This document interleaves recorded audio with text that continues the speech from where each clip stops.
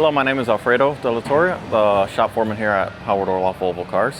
So yeah, this is my work bay here. We have nameplates above. We each have 2 racks, and every technician also has 2 bays for them going down.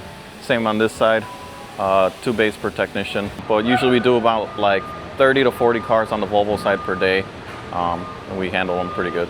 So when a car comes in, we not only make sure we fix it right the first time, but we also make sure to verify that we're fixing the proper concern and there's no confusion. Just maintain proper communication with the customers.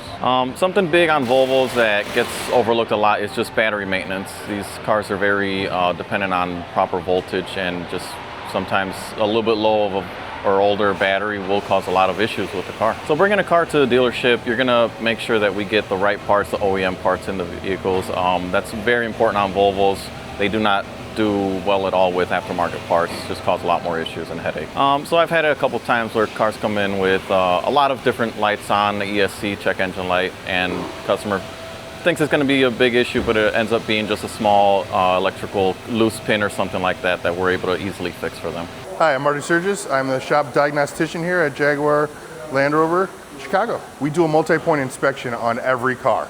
So technician goes through the entire vehicle and they take a video of any recommendations so the customers can feel confident in what's being recommended to them. Here we use only factory OEM parts, and all the technicians are factory trained and certified.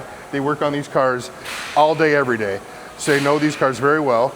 And even being a dealership, we have access to manufacturer engineering if we need to escalate it to an engineer. There's been multiple times customers come in with fault lights on their dash and they think they're having a major electrical problem. And sometimes it's something as simple as just a software update with all these computers on the car. We all work as a team here.